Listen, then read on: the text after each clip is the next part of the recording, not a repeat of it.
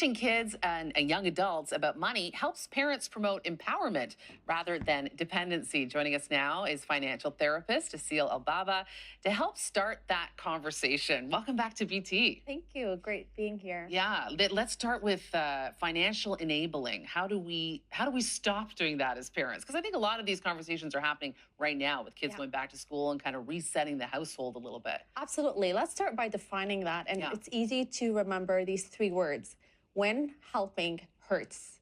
When helping hurts, you're not only the giver is in a position of potential financial health jeopardy, but also the receiver is potentially in a dependency, low self-esteem, low motivation. So it's a lose-lose situation. And even though it's very common between a parent and child dynamic, it could also show up between siblings or friends. So any situation where there's financial dependency in the long term is a financially enabling situation.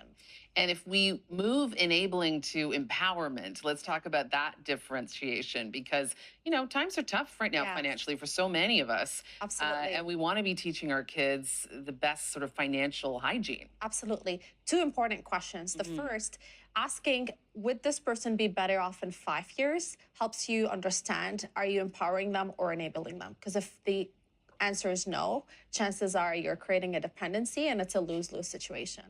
The second question is to ask why that person is in a position of need. And it helps you get to the core problem, which is... They're my kid. They need me financially. But you know what I mean? Like the need is often inherent. Yeah, it depends on the age though. Like often financial enabling, we're talking about, it's not children, we're talking about adult children. Young adults, who should be self-sufficient, who are in a position that are coming constantly to their parents for financial support. So if they're underage and they're not working yet, that's a different situation. And that wouldn't be considered enabling in that situation.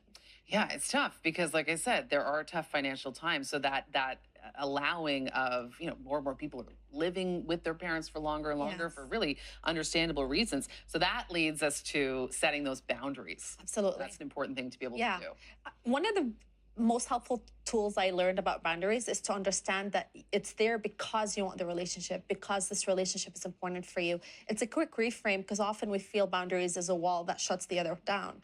And when we understand that, we're going to be more motivated to create them. So it's important to set clear and communicate these boundaries with one another. So they're not assumed, they're very clear and well understood between both parties. Maybe write them down so you can have a reference back to what these boundaries are, and set the right ones depending on the person and the situation. So once you understand what you're dealing with here, the most important is to commit and mean what you say and say what you mean. Because when you fall back on these boundaries, then they're pretty much not boundaries anymore. Well, you make a really good point. We have to have realistic boundaries, right? Because it's probably better to set one that's a little softer, maybe, that you can actually follow through with. Yes. Because that follow through really does create something that you call, self-sufficiency. Absolutely. Right? Yeah. Self-sufficiency and trust in the relationship, because that's essentially what leads to sustainable, long-term, healthy relationships. It's trusting in one another and the words that we say. And I love that you're bringing up that we should be having this conversation because there's so much, tension around money with money, and especially within the family structure and how people define themselves around it. Let's talk about some of those long-term benefits of having this kind of conversation. So normalizing talking about money is really important, and role modeling as parents, it starts with us. So what's really important about that is to start with bite-sized conversations and schedule them in advance. It's really important because money is sometimes a reactive topic. By scheduling them in advance, everybody's showing up prepared, knowing what's on the table, so they're not caught off guard, because often that's where negative reactions happen. So when you're scheduling it in advance, you have a clear agenda that you want to discuss certain things around, then you can have more efficient conversations, and it leads to sustainable, long-term, healthy relationships and mental health outcomes for everybody in the picture.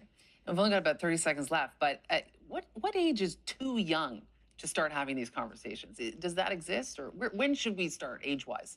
Well, every age you can have different types of, like, I have nieces that are 5 and 7, and I start talking to them about that because they want to do a lemonade stand. Yeah. So there's different things to do, and it also depends on the person and their own maturity. So Absolutely. there's no young age to Okay, start. start now, start today. Aseel, you're fabulous. Where can people find out more info about you? Holisticoptimalwealth.com, Aseel El-Baba, and I'm Toronto's first financial therapist. Fantastic. Thanks so much for being here.